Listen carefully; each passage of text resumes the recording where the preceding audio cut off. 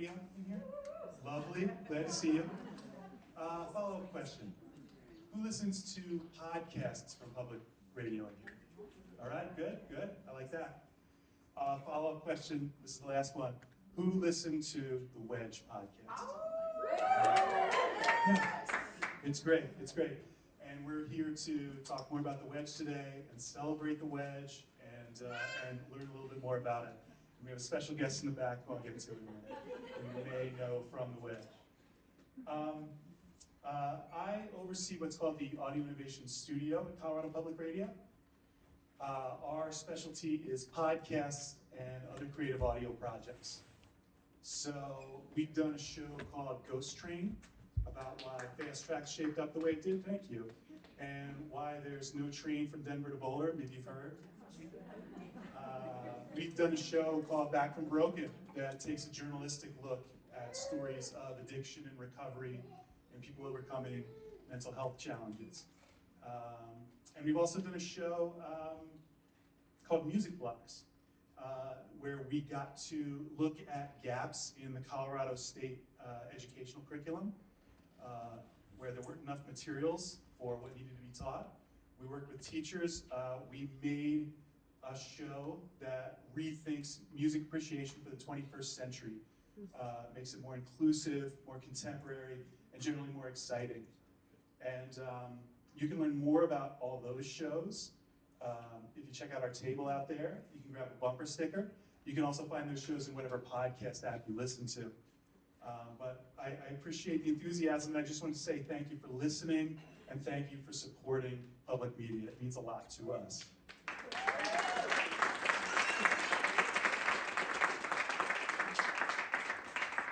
All right, so I mentioned we are here to talk about the Wedge today. As if on cue, thank you, Betty. So I don't know, a lot of you heard the Wedge. At the end, there's a very important character who shows up named Betty, and Betty is here today. Thank you, Betty.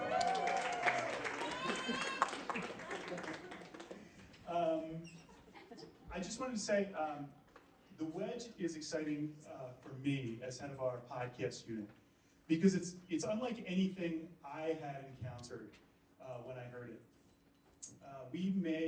One thing I love about podcasts, and especially journalistic podcasts, is there's a sense of intimacy, and there's a sense of depth and richness when you listen to a show.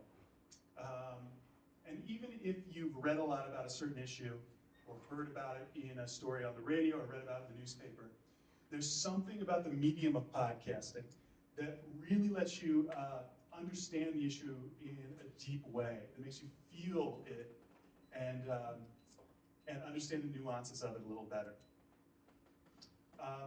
Sometime last summer, a pitch came across my desk from the team at Spaceship Media. And yeah, that's great. Spaceship deserves your applause. That's great. And I get a lot of pitches, and the show was about a mother and daughter who had different ideas about vaccines, about COVID vaccines. And I got to tell you, 2.5 years into the pandemic, or however long it had been at that point, I was not saying, gosh, I really want to make another podcast about COVID. I really just want to get behind that and just work on it for the next half year. But I listened to the rough mixes, and what I heard was something really special. I heard a story about two family members who love one another dearly, who want to keep that connection, and yet there is something they cannot see eye to eye on. They cannot quite meet halfway on. And that is something I think most of us in the room can relate to. Who has something like that with a family member, right? I know I do. My dad and I could be season 2 of The Wedge. And that was powerful. And in listening to the story of Erica and her mother Keeney, who bravely worked through their differences and talked about their perspectives and why they feel the way they feel and how they make space to keep one another in their lives, I heard something that was a little unlike any other journalistic podcast I had ever come across. And we at CPR said, let's give this a home. So it was our privilege to work with Spaceship Media, with Eve and Erica, who you'll meet in a little bit, and to bring this to you. So I know some people didn't raise their hand. If you haven't heard it yet, it's worth your time. But I just want to say that partly in tribute to Spaceship Media, because you have a really, really unusual and special journalistic outfit here in Boulder that helped make this show and had a vision for it. And I just think that's worth celebrating. I'm excited for you. I'm excited for you to hear for yourself a little bit about how the show is made and learn a bit more about the ideas that went into it. So here's an overview of what you'll get this afternoon. You're going to hear a little bit about the team behind the Wedge, how they made it, why they made it, why this different approach to journalism is valuable in our world. Similar to what you heard on the Wedge, we're going to hear a facilitated discussion between a mother and daughter who are at odds. Not Erica and Keeney, but a different mother and daughter duo. And I think it's going to be really powerful. And then after the break, Dr. Colwell, who is over here. Hi, Dr. Colwell. You heard Dr. Colwell's work in Wedge. And Dr. Colwell's going to walk us through a process of getting to core issues within ourselves and applying kind of some of these lessons to our everyday lives. So we're going to come away moved. We're going to come away smarter and wiser. We're going to just have a great afternoon together. So, and there'll be time for questions later on. So if you have your own thoughts about this and want to share them, there is space for that as well. We are recording this show. This is probably going to turn into a bonus episode of The Wedge. So be aware, you are part of the show. And I hope that's exciting. I hope that's not scary. I hope nobody's getting stage fright, but you are part of the show. And so right now, I'm going to ask you to be part of the show. Thank you, Betty. So, there are a couple things we like to get so that we can cut this together as beautifully as possible later on. So that the Spaceship team, when they make what's going to be episode 7 of The Wedge, that they can make it feel seamless. And you're going to help us do this right now, okay? So the first thing we need is what's called room tone, because a room has a sound. And if we need to make an edit, it helps to have a little bit of just that sound with nothing else happening, so we can cut the podcast beautifully. So what I'd like to ask for right now is if you can just give me 10 seconds of silence. Just take a moment for yourself, and we're gonna get the first part of this done together. So 10 seconds of silence, starting now.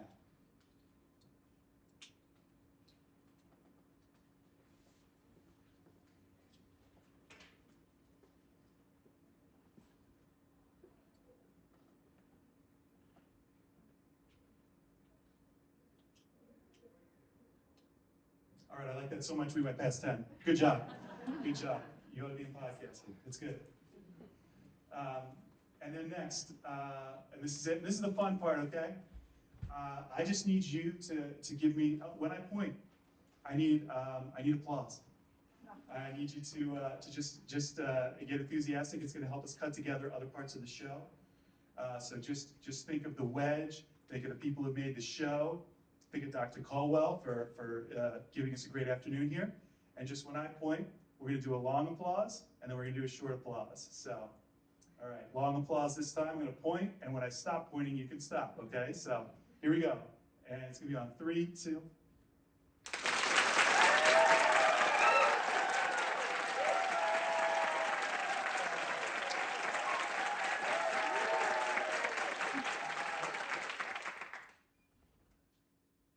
Pros, fantastic. It's really good.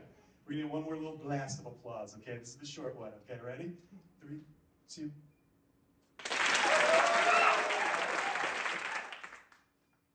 You're great. You're great. Hey, on behalf of Colorado Public Radio, thank you for being here. Thank you for listening to Spaceship Media's work. Thank you for listening to our work. We have producers and other folks from Colorado Public Radio. If you want to say hello, we'd love to say hi. And we just really appreciate your time. It's a beautiful day. There are 1,000 ways to spend a nice afternoon in Boulder, and you chose to be here. That means the world to me. It means the world to us. So without further ado, I want to hand it over to Eve Perlman, Director of Spaceship Media, who created the Wedge. And here we go. Let's have a great show.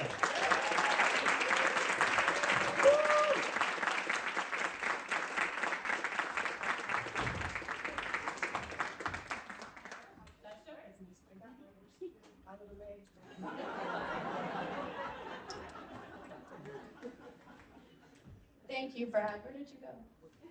Thank you so much. When we were looking for a partner to help us find audience for this show, when we reached out to Brad, he was gracious, and he has been gracious ever since. And the team at CPR has been so supportive. This is Erica, a spaceship media journalist who lives in New York, but from Colorado. She's a host of the Wedge. This is Dr. Caldwell, who we turn to in the podcast you'll see, and you'll get to see her work today. That's Benny, who's been my baby. He's been showing me how my house is not child-proofed. I wanted to also thank Maya. Oh, there's Maya LaPearl, who is senior producer on The Wedge, and she listened to every piece of conversation, which was hours and hours and hours. We have not counted them, maybe we should, but she came from Portland today. So I founded Spaceship Media after a long career in journalism. I worked in the Bay Area for almost 25 years in local news. And I founded it with this mission to think about journalism and how it can work in depolarizing people. There's a lot of constructs in the way that we practice journalism that I think influence polarization. There's a ton of research about this. When we take the most strident voice on one side, when we take a strident voice on the other side, the way we create story, framing it is he said, she said. And I also started thinking in 2016 a lot about journalism's role in supporting and creating a public sphere. The idea behind that is that if we can't talk to each other about the things that matter to us, our democracy falters. And sorry, I get emotional because it's a strange time in our country, in the world, and also to be doing this work. So our first big project at Spaceship Media, and I was living in the Bay Area at the time, was a post-election conversation. We ran it between the election and inauguration, and it was between Alabama women in Alabama who voted for Trump and women in the Bay Area who voted for Clinton. And it was a remarkable effort to be a part of because we saw that people can talk to each other, and we saw that they would. And it gave me a lot of hope and a lot of heart and a lot of other people as well. And we've continued to host conversations in journalistic context, really thinking about how journalism can support that dialogue and not make it worse, and what we can learn from other disciplines who spend a lot of time supporting people in dialogue. The pandemic changed how we could work. And at about that time, I was really thinking a lot about how important the inner work is to be able to talk to people, how to understand yourself and your biases and your behavior. And a lot of what we were doing in the media space was coaching those values and views. So Erica had worked with us on a bunch of projects. She had some deep disagreements with her mom, Keeney Christie, who's, so some of you know here, about COVID and vaccines. And so she bravely agreed to kind of turn this process more intimate in that it was a family member, not a stranger or a community member, but her mother. And to really engage in what it means to talk about really difficult issues in a difficult time. So she's going to talk a little bit about where we started and how it went. We recorded it, I get the dates wrong, but all across 2021. So it was a long, well, I'll let you talk about it. Good job, Eve.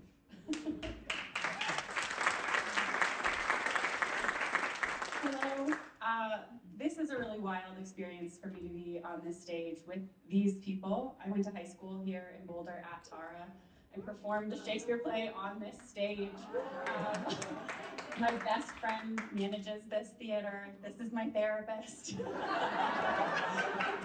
is just sort of how I work, I guess. I just like bring everybody into the same room and figure out a project that works. So thank you all for being here. Some of you have known since I was in elementary school, and so this is really an incredible opportunity to be here. And my mom, Katie, really wishes she was here, but she regrettably lives in Hawaii, so she can't be. It really sucks for her. But she's here in spirit, and it was an honor of my life to get to work with her on this project. So yeah, we started this in March of 2021. It's the height of the pandemic. And we had been talking about just what kind of project do we want to work on in relation to the pandemic. And we decided we wanted it to be something that was more intimate between people who loved each other but disagreed. And I really distinctly remember being like, fuck, I'm gonna have to like be a part of this. Excuse my language, I'll edit that part out. But that was really what I said for sure. So my mom and I aren't that far apart in a lot of our views, but this was around the time the COVID vaccine was just starting, and she was really opposed to it for a myriad of reasons, or if you listen to the Wedge, you hear a lot of them. And I didn't disagree with her on a lot of those reasons either, but I found out I was pregnant about a month into doing this in the pandemic, and that raised the stakes significantly. And I was pregnant with the baby who keeps making noises in the back, so he made it.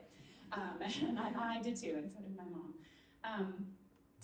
So really the goals for this podcast, the main goal, and something that we talk a lot about at Spaceship, is that facts don't change minds, and that in order to get anything done, you have to proceed with, the connection has to precede trust. And at this point, the relationship with my mother was in disrepair, and we were at the point where we were just avoiding one another. And so the first goal was to rebuild that connection, and hopefully offer some sort of example. I wouldn't go so far as to say a guide, because who knows, everybody's different, but that it is possible to come together somehow, to find a way back to one another when we're so fractured.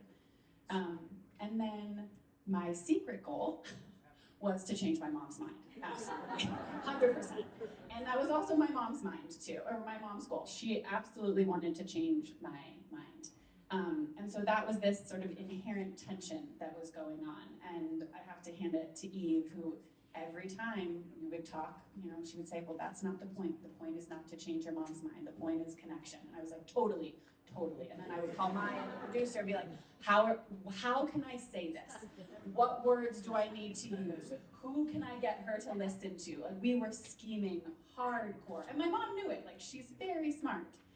But where we really, one of the first things we realized was that we had to tend this connection. And I've been seeing Dr. Caldwell for over 10 years, and I've gone to workshops, and I've seen her work what just looks like magic to me, especially between pairs of people, and witnessed her work with people. We were like, well, this is never gonna work out. Like, this is not gonna happen for these people. Like, and something shifts, and it feels like magic when I've seen it. So zero pressure. So my mom and I went to go see Julie, and we recorded it, and that's in the Wedge as well. And then I got to see Julie by myself later on, also in the Wedge. But Julie, I wanted to ask you kind of how, when my mom and I showed up on your Zoom screen, what did you see, and what was the work that you felt like we needed to do? How did you approach this? Like, this woman and this woman disagree, and they love each other very much. And they love each other very much. I mean, that's what I saw. And from that place, everything else is possible. I mean, that's what I saw, that's what I believe. So long as you two were willing, which you were willing, you stepped in, willing to learn something, willing to just experience something that was different, willing to imagine a different possibility instead of, it's very easy to be kind of caught in, no, it is this, and these are the statistics, and let's just pull in this expert and to argue the point. But that's not where connection happens. So what I got was that you were very committed to connection, and that was, we just had to kind of go over that mountain to get to the real thing. Just sitting there all along.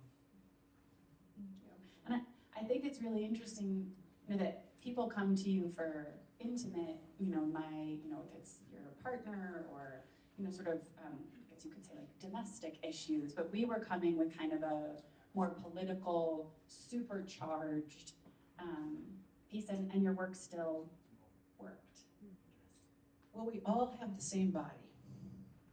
So I've certainly had fantasies of, well, Putin, what if he could, right? Like if we really got down underneath the ideas, the thoughts, the driven projections that then take us into real hell, that what's underneath is the same body, the same heart, and it's really about accessing that. And I think your brilliance with spatial media is that you know that. I mean, what you said about, it's not about, I think you said yesterday that you realize it's about individual connection versus, you want to speak to that? Yes. No, it's just super interesting because I'm a journalist, right? And I spent my whole career finding information, verifying information, figuring out how to articulate and share that information. I believe in facts, and through this work, it's become clearer and clearer and clearer. And there's a huge body of research about our psychology and how we relate to other humans. That it's so much not about facts. It doesn't mean facts don't matter. It's just that if you're looking at repair or connection, that you can't leave with facts. And there's an element of our process where we report after, we report in response to the questions and issues that people raise. So information has a part in our conversation, but it comes after there's relationships, so that people can hear you and trust you.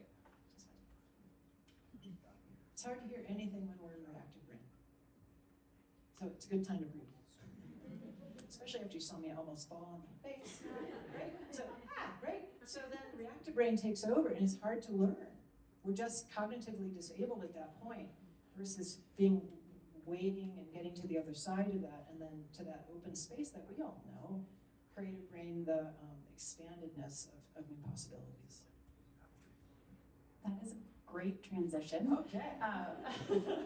Part of one of the world that Spaceship lives in is called engagement journalism or participatory journalism, or community engagement, that we want you to be a part of the process, but also that you get something from it. And so one of my goals for today was to offer you, the audience, a chance to feel some of the movement and the shifts that I've felt working with Julie. And we have an incredibly brave pair here. I'm very grateful it's not my mother and I this time. So we did our part and now that's done. And so I would love to invite Shannon and Tina up here. And afterwards, you all will get a chance to explore some of these tools. So we're really excited and thank you so much. And there will be a time for questions and there'll be some discussion, so don't worry.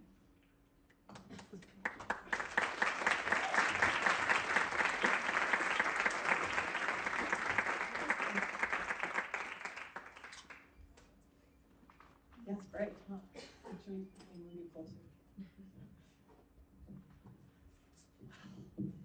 This is the time when, as we're trying to peer out there and look at faces, see there's just people out there, okay? And what you could do is, as you're trying to figure out what the heck's going on now, where am I? Why am I doing this? You might send some love up here, because that's what's really gonna help.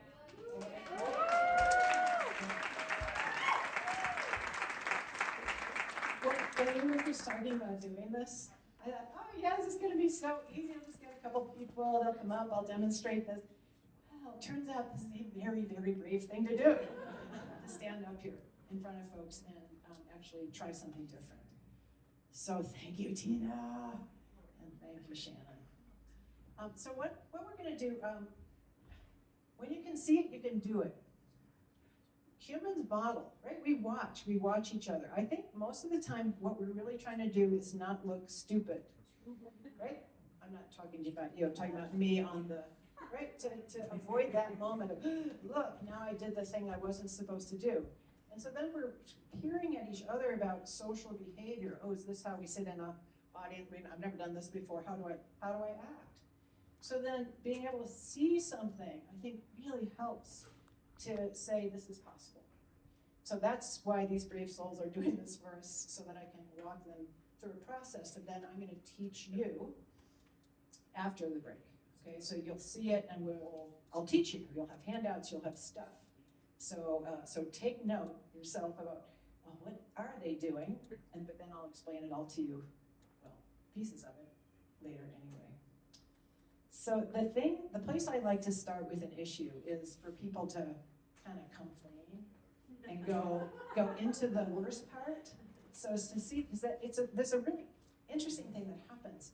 The body starts to light up and take us to exactly the place that the real thing is. Because our mind says, oh, it's this.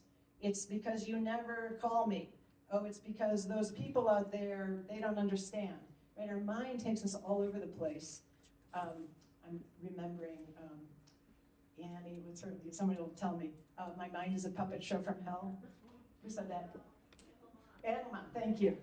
My mind is a puppet show from hell. Or another idea from Gail Colley, an old teacher of mine, the mind does not wish the best for you. Take that one home. Yeah, that was like, oh no, I'm sunk. What am I supposed to do? I didn't know. I just was trying to figure things out along the way. But the body is sitting there waiting to tell us what's really going on. So letting ourselves get kind of worked up about something is going to tell us, to kind of take us to the channel of what's really going on under the surface. So I wonder if either one of you would be willing to kind of complain about something, about who would want to get started. We talked about what's the issue, and then we kind of got to, we don't really know. So we're going to just kind of go to wherever it takes us. I just don't know what they are. Yeah, well, Tina, if you could, Shannon, if you could kind of complain about what doesn't work between you and your mom. Sorry. I would say there's lots of deeper rooted issues that we have, but we definitely don't talk about them. I feel like it's more like pushing it underneath the rug, or we have big blow ups, and then it's like, oh, I shouldn't say that to her, or whatever it is. And then it's like, all right, we'll be done. We'll be done for the day. Yeah. Back away. Yeah, we'll be done, we'll talk about it.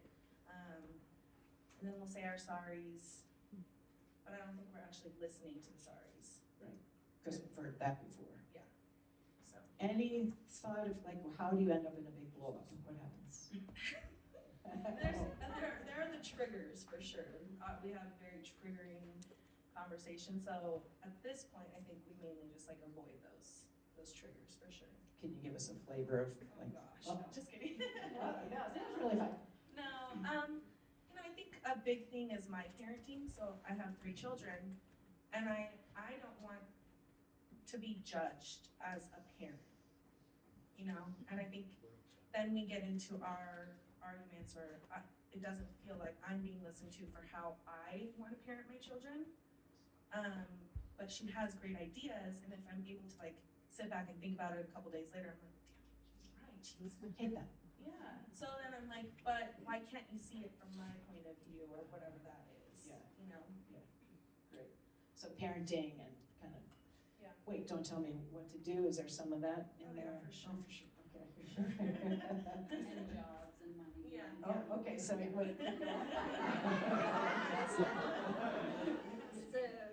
So what would you add to that?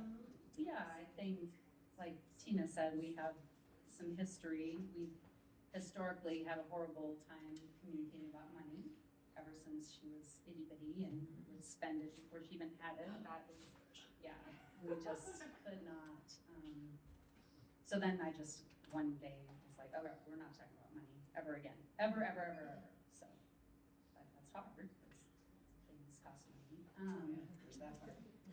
So yeah, I think just, I don't know, it's just, yeah, I would say that's a hot topic, money. Her feeling judged all the time.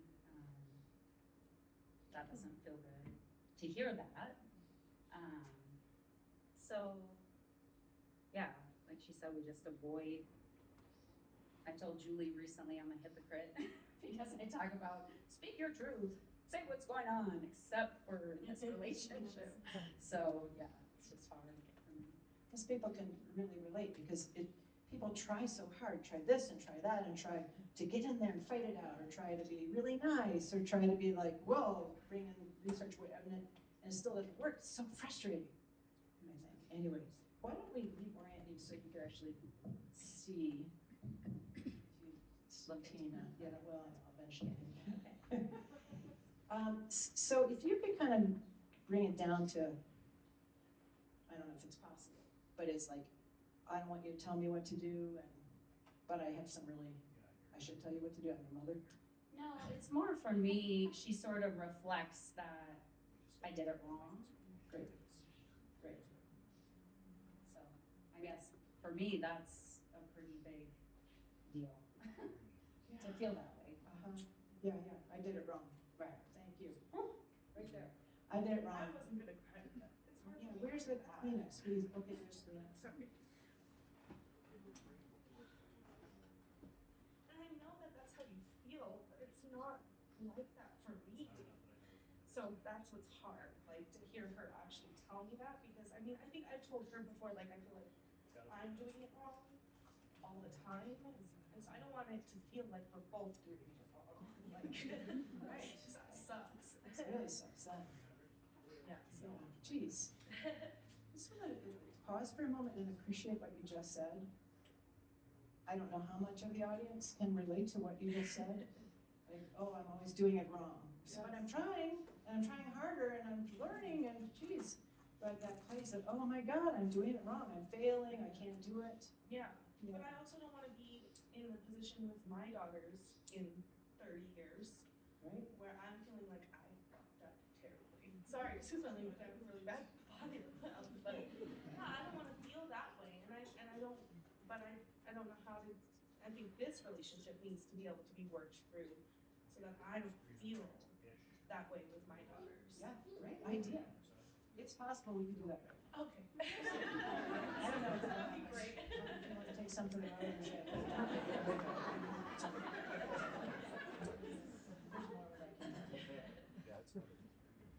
Well, first, I wonder if you'd just try this out for a moment. Like in the best of worlds, who knows what's possible? But if this could change, would you be willing for this to change? I want a relationship. I mean, my heart is just like, oh my God, here you are, you're doing this. Thank you. Okay. Well then, you've got this idea that you both are sharing, so that makes this look so much, I guess, simpler, which is, oh, I'm doing it wrong. And then somehow you're my mirror of how I'm doing this wrong. So a main idea here is something as arguable versus unarguable. Now, the only way I know something is arguable is if I can argue with it. So I can argue with you're doing it wrong. Now, you might be doing it wrong. I don't know. I mean, I don't know, right? But it just means to me that now you're on this other track that it gets stuck. I mean, I think thoughts anchor, feelings flow. That's one of the ideas I have. So thought like, oh, I'm doing it wrong. Like, what are you supposed to do? Like, I'm bad. I suck. You suck. Like, ugh. Just like there's something wrong with me.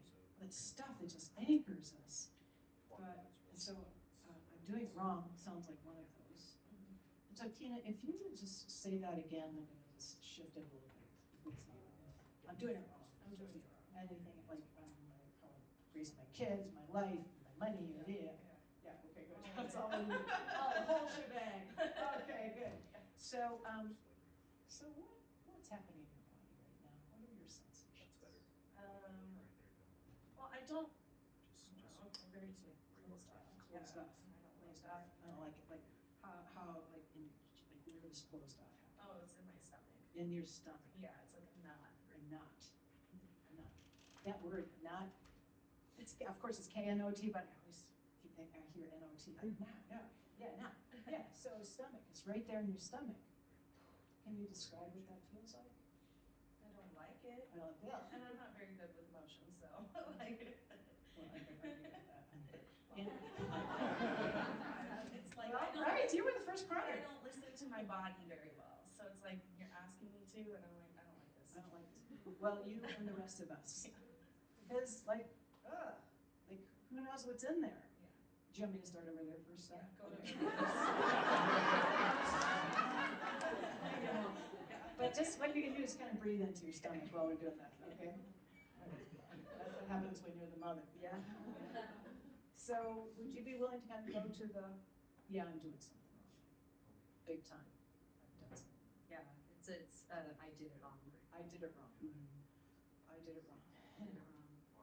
I was too strict, I was, not smart enough, I don't know, it's just all of those things. All the ways you did it wrong. I worked too much, I, put too much pressure on her,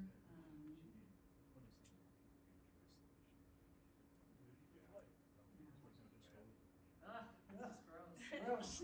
Well, right, it just, talk about hell. Yeah. And so what's happening in your body?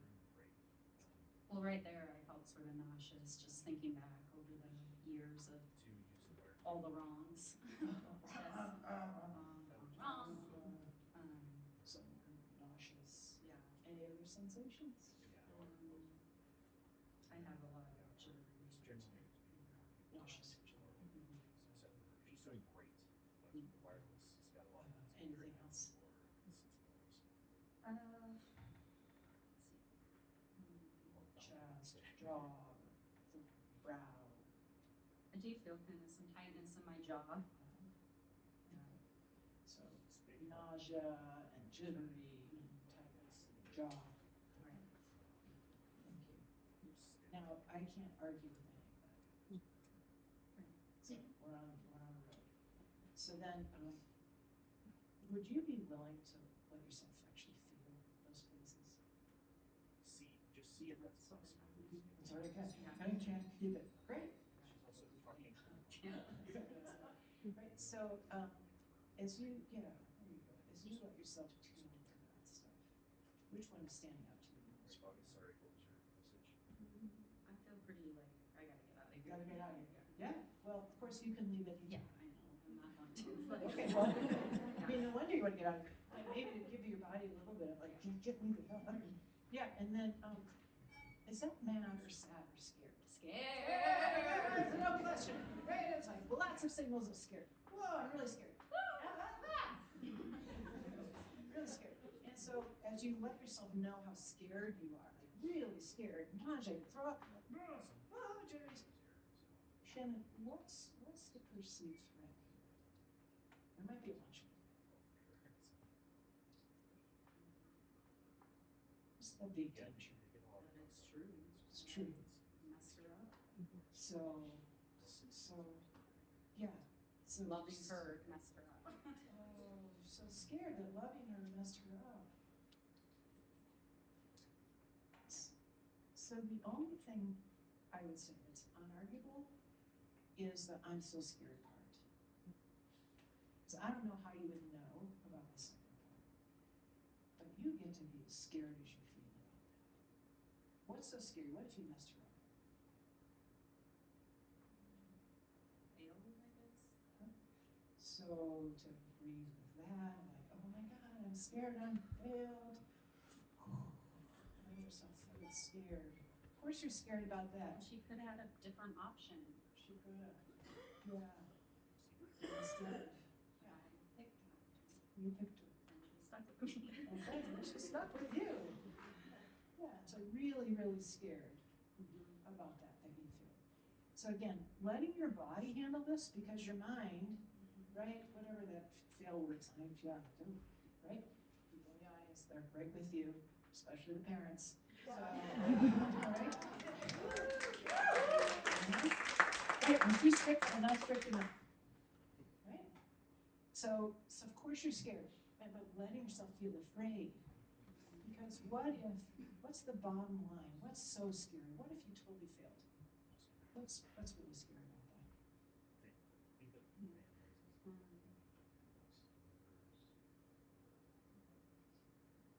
I don't know. Do you know?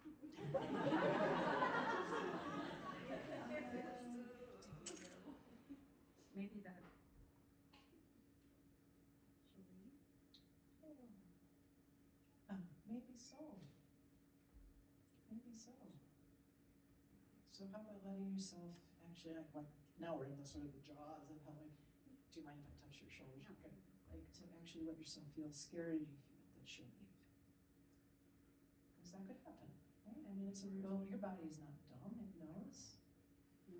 Right, and so actually be like, oh God, that's really scary. But again, the only thing that's true is that you're scared.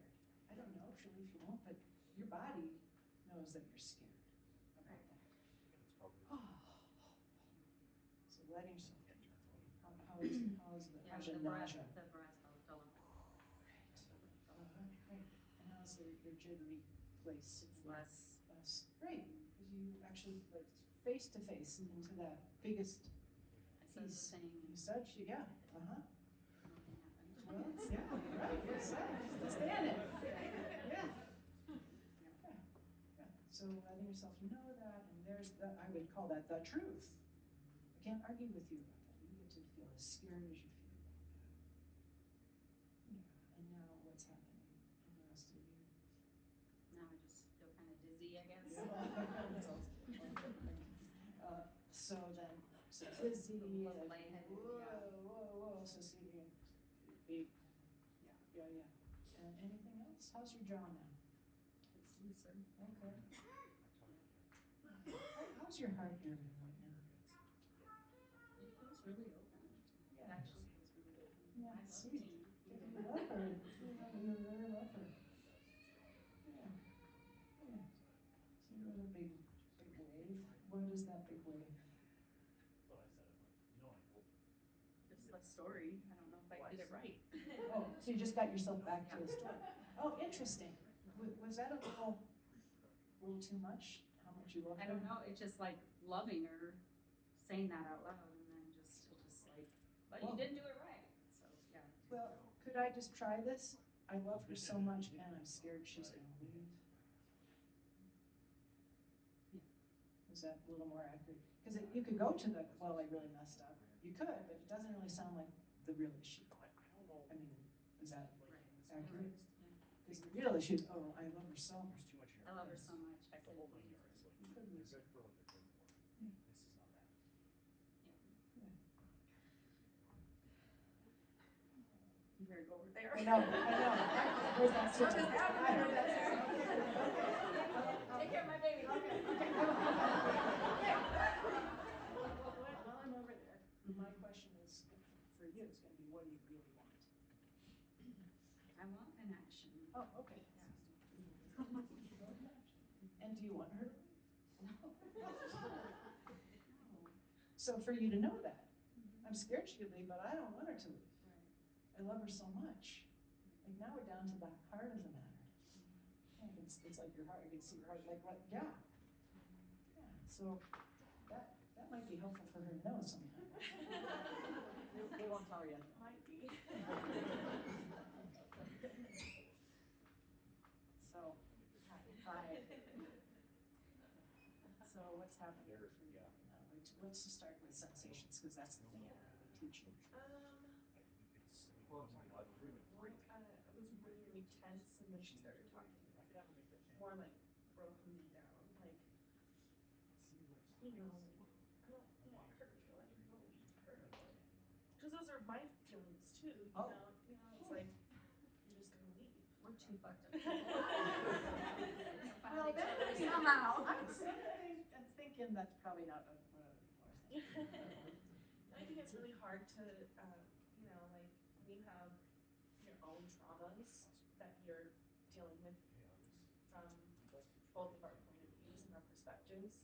When it comes down to it, it's the same thing. It's the abandonment, and that's really hard. And so when I really get into that feeling, it's like, it doesn't feel good, because I don't want her to leave, and she could have left just peacefully. Well, okay. You could have said, this is too much for me, I'm not gonna take on this, and when I was younger, So, I mean, you had an option, you know what I mean? Like, other people, they don't always, I don't have the option. I mean, I have 3 kids that I gave birth to, and like, that's different, but you chose this. And so that's hard for me to hear that you chose chose it. You didn't mess me up. Well, we don't know. Just to say. She messed me up. But I think we both have our like feelings of that abandonment issues, and so then I get really scared and I want to go like really, really small. Yes. So. Yeah, I want to do like compact me. Compact, Tina, compact. Yeah, and then send me away and then not talk about it for a while. Oh. Yeah.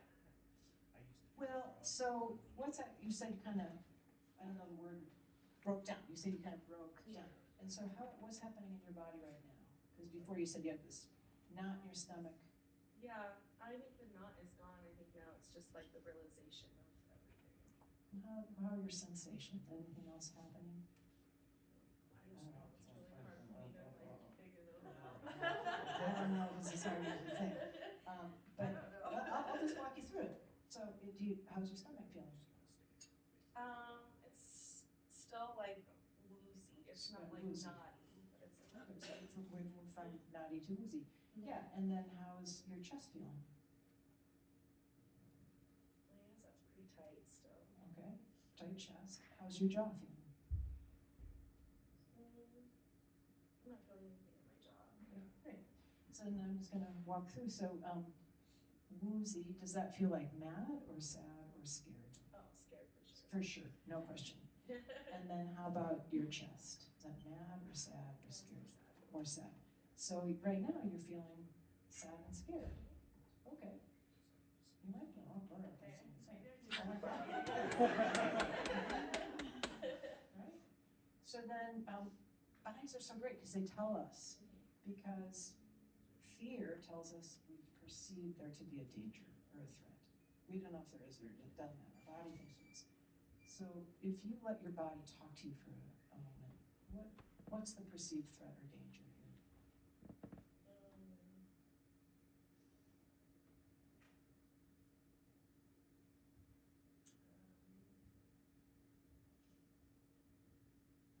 For me right now, that I'm doing it all wrong. You know, like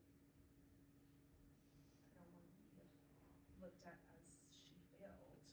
I think that was hard for me to hear because it's like I feel like you did a great job, but I don't want to then do it again. A cycle of it all. So Yeah, and it's nothing you've said that makes me, I mean, she is. but I sometimes, You you don't know, like my blame fuck ups, like, you know, I'm like 3 kids with baby daddy that, you know, we're like, you know, those things, I think that's what I don't want you to perceive as you failed, because that wasn't you. I don't feel like it was you. So what you're scared about is, I'm scared, what's the perceived threat or danger? But you're not proud of me.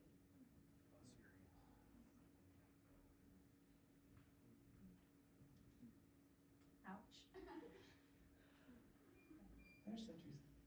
That's for sure. I'm scared that you're not proud of me is different from you're not proud of me. So remember, Tina gets to feel what she's feeling. She gets to feel as scared as she feels. So to let yourself feel scared about that. I'm scared my mom isn't proud of me. Oh, there's the truth. And what does your stomach do, the wooziness? Woozy. I'm just kind of like, oh, Yeah. it's And really then it scary. got really hot. Yeah, me too. Yeah. And then you said sad in your chest. Sadness tells us there's a loss. What's the loss for you? I understand that part. When you look over there, so what have you lost? What does your heart say? Because I know it's a big heart area.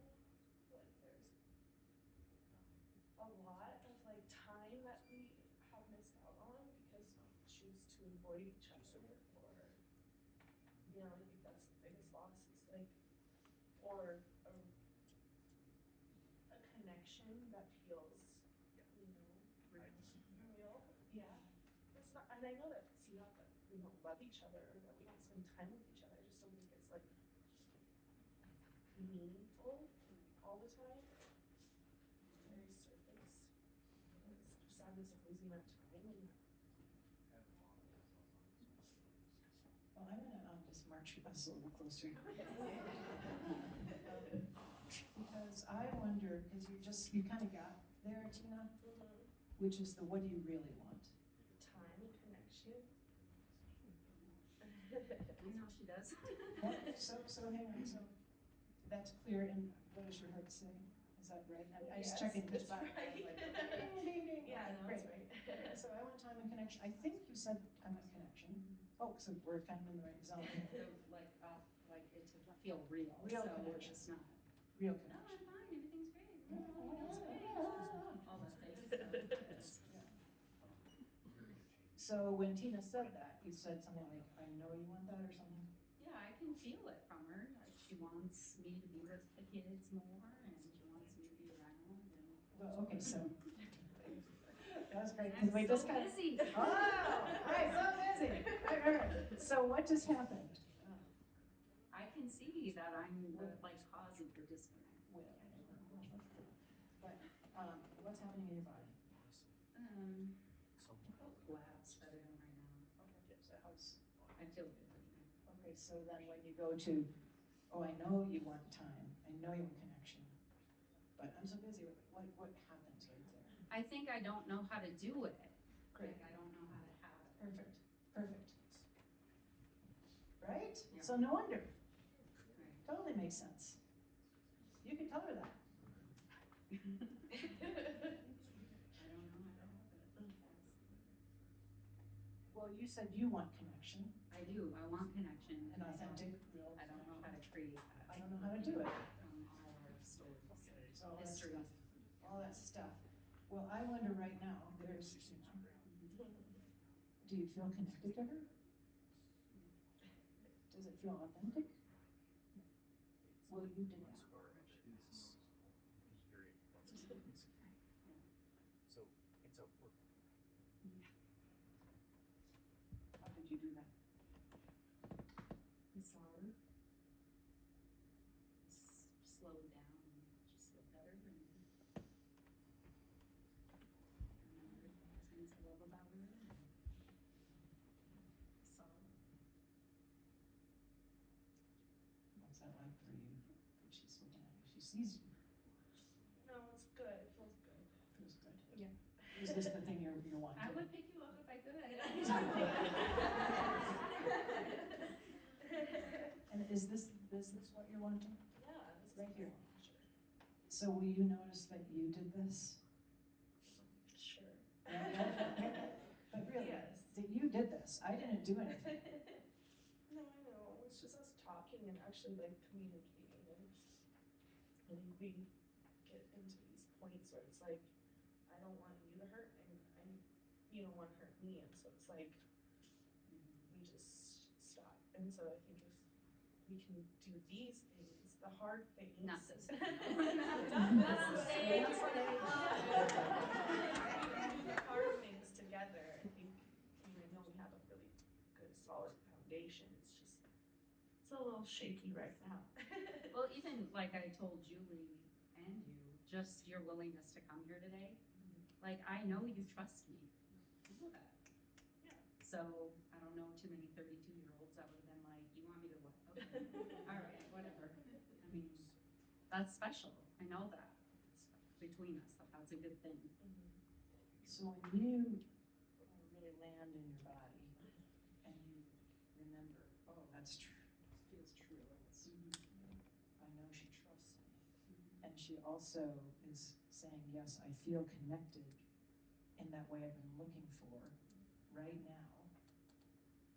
Can you let yourself know that? Do I look weird or something? No. I didn't want Am you I to miss it. frozen? No, I just didn't want you to miss it, because you had a whole bunch of stories, but here's the result of what your mother used to do. And I don't want you to miss it. Same thing, we're just about done here, Okay. but I don't want you to miss it either, because you've had a whole bunch of stories about what this person has thought about you. But she's right here, telling us all in a public way, very public, how much she loves you. And I don't want you to miss that.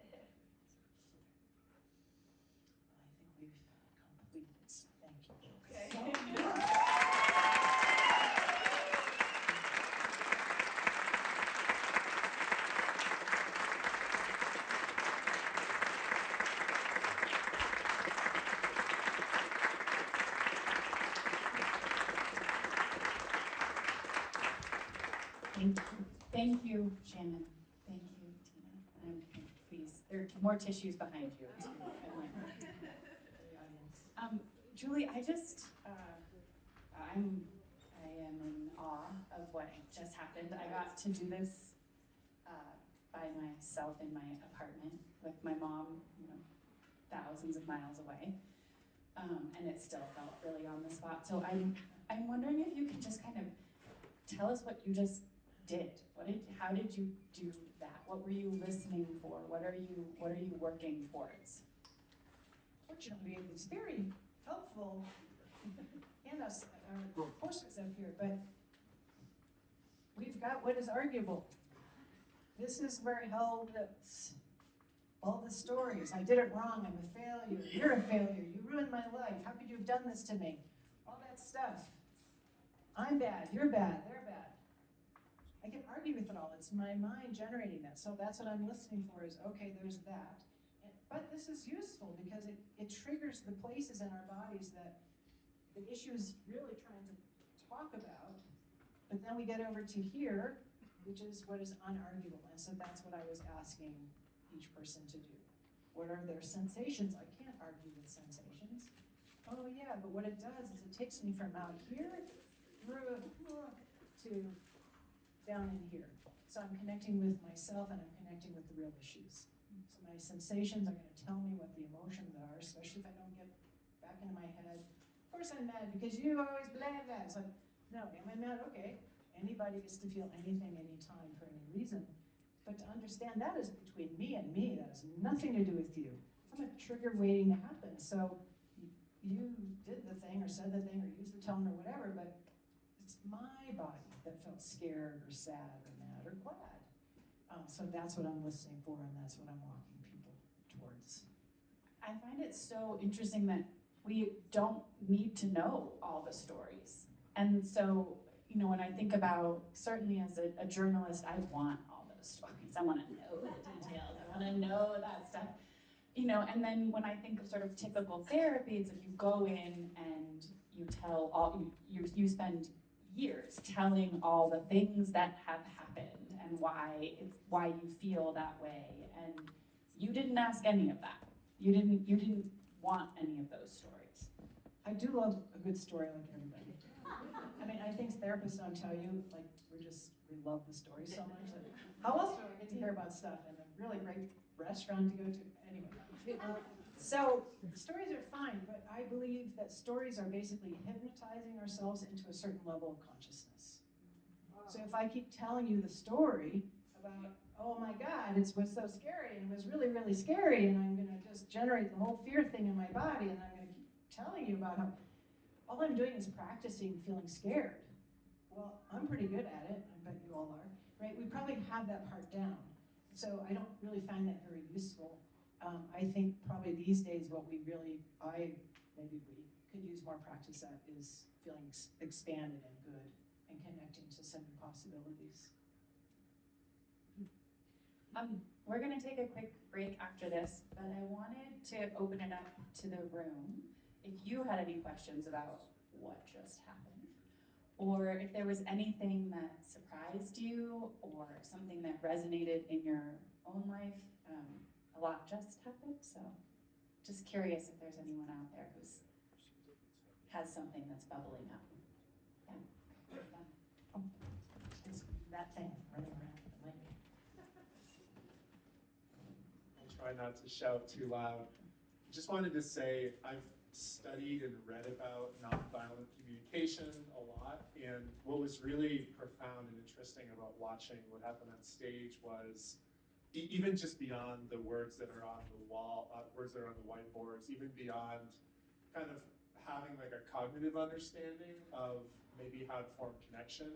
I just thought you did such an amazing job, Julie, of just directly kind of helping facilitate the emotions. And it's like that facilitation of emotional states, I think is really special. I wanted to call that out. Oh, thank you.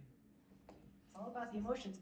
Right? Energy and motion, emotion, like that's, if I want to move something, emotions are going to move if I'm willing to be on that crazy ride, the waves and the next waves, then things can move. I think you said something particularly brilliant just now that I'd love for you to expand on, which is stories keep us anchored in certain levels of consciousness. Can you say a little bit more about that? Yes, sending out appreciation to David Hawkins' book, Power versus Force. So I learned a lot about frequencies and levels of consciousness, and I developed my inner map from that work. But I just love this stuff. Like, if I'm, let's see, what do I want to say about it really? We're so good at it. You all are great at hypnotizing yourselves right now. There's some thrum happening in the background. Something, it could be about dinner, it could be about, oh, I can't believe I said that when I left my partner earlier. But what we're doing with that thrum is we're creating I guess it's a frequency, I don't know, I haven't seen the physics behind it, but oh, okay, probably you could do this too. I could create despair right now. Okay, my go-to in my brain is always polar bears, sorry. Right, I can create that. And we could talk about polar bears and we could all feel terrible. And then, but what I've done is just connect to that level of consciousness.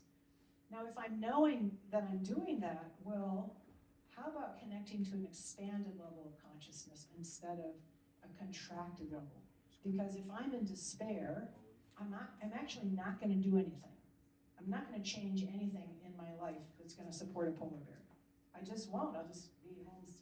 Great. So, but if I'm in an expanded level, something that feels more at least neutral, or let's say I could get to appreciation. We could try that right now. You could appreciate yourself for maybe this cool nomad theater and what we're doing here together, and then we're all sitting here. Like, now I'm connected to that level of consciousness. Like, my body feels more energized and open. We could go up to love and remember what that feels like. Now I'm walking around in this energy of that's generating, where I feel creative and I want to connect with people, and we can talk about what do we really want to do together. So that's to me, that's where the possibilities live.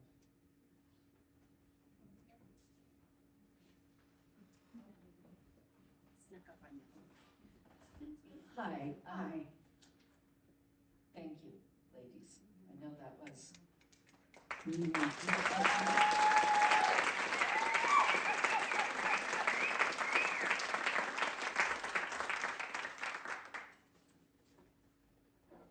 And perhaps you kind of just answered my question.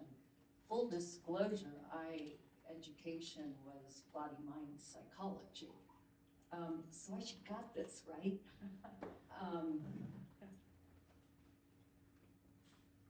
So you just worked with them and you were hand in hand with them. So how do you do this when you don't have you standing next to you? And, to open to the higher consciousness, but I'm not always available to open to my higher consciousness. Absolutely. Me either. Well, you passed the Evolutionary Power Institute table. What do? I just fill my life with lots of people who are doing this sort of work so that I can lean into them when I forget. I mean, that's absolutely what I'm doing. So that, oh my God, I feel like this is terrible, and Kathy, and the world, and I want to go there. But then it's like, oh, wait a second. Again, how many thousands, millions of times of, remember, that's not really where I want to live. So I rely on people to bring me back to the shore. I think of the shore of creative brain, the shore. Whew, I was off in the waves again. Whoa, that was scary. Got caught in the riptide, but then coming back. So that's what I do, along with the practices that I've built into my life to remind myself over and over and over again that this other possibility exists. Because when I'm in reactive brain, I don't believe any of this. I just don't. My reactive brain says, nope, threat, scary, unfriendly world. So I have to really remind myself and build in practices. One of my favorite ones being, just in the airport, the little DIA trains. Somehow now it's become a cue for me to stand there appreciating people. I don't know why. The guy in the orange cap, I can still remember his orange cap. So that's what I'm doing. Like, okay, Julie, remember appreciation. Okay, great. So practicing it over and over, because my mind doesn't. Again, I'm as reactive as anybody. Maybe even more. I don't know. But I rely on community connection. That's really the bottom line for me. I think the other thing that I watch you do a lot too, I'll come up there, is there's a pause that happens. So watching you work with these two lovely women, you slow it way down so that you can actually remember that you have a body and that it's having a sensation. So the current thing I'm trying to do is when I'm reading the news, super triggering all the time, is to remind myself to just pause and feel how my body is feeling when I'm taking something in, before I then like turn to my partner and say, did you see this? You know, and then I've spread that outrage to him and to my whole house. And I mean, I think I succeed in doing it a couple times a week, the pause, you know, but that's what you have to slow down somehow to even remember that you have a body at all. Are there any other? I want to just add to what you just said, to recognize the contagion of our limbic brains, really, but our emotional brains, that especially reactivity is very contagious, but it's supposed to be. Yay, survival, we did it, bravo, right? So it's supposed to be contagious. The herd, like, whoa, we all gotta run now. So to appreciate that, but also to understand, so is creative brain. So is that big, open, expanded space of love and joy and possibility is also contagious. Because we're looping with each other. We've got this open system, emotional system. So both, you know, I can go one direction, but I can go the other direction if I remember to stay on the shore. All right, one last one in the back, and then there will be more time for this too. Thank you. So first I want to acknowledge, Julie, we don't get taught this in grad school, so thank you. But I wonder if you could speak to what happens in dyads when one person is practicing this and the other person doesn't know it, or whatever. Stays arguable. First, happy birthday. I know, like right away, like the first thought of, okay, now I got this thing, so what about everybody else? What I've learned, I see this as a game. Now, and sometimes I'm good at the game, but sometimes not so much. Anyway, if I can stay, you can test this out. If I can stay unarguable 3 times, it's very compelling. Maybe not once, maybe not twice. So the conversation could be like, I don't know, what would be the thing? Well, you forgot the milk. Nobody drink milk anymore. Anyway, and then, okay, I'll play both sides. I can't believe you forgot the milk again. I noticed my heart just sank and I felt my stomach tighten. I don't know why you're talking about that. We need more milk.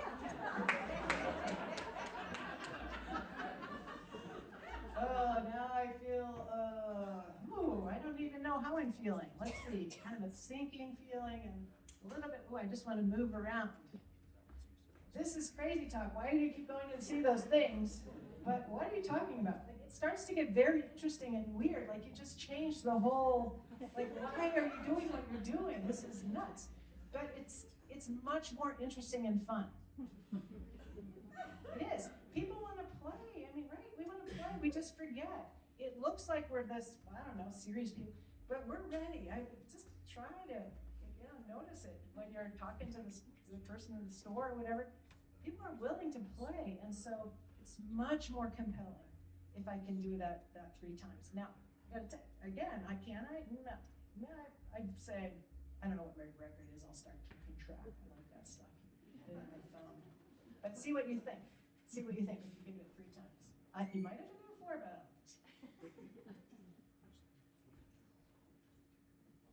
Thank you all. So we just,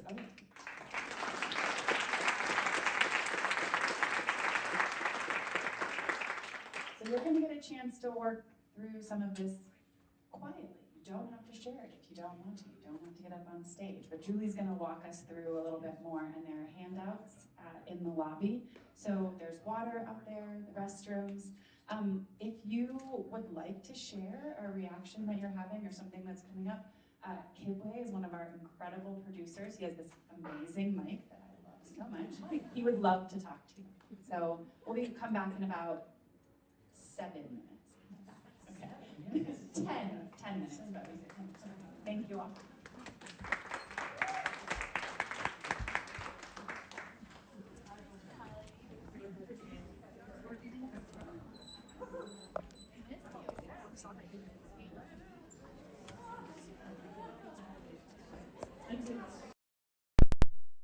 For this next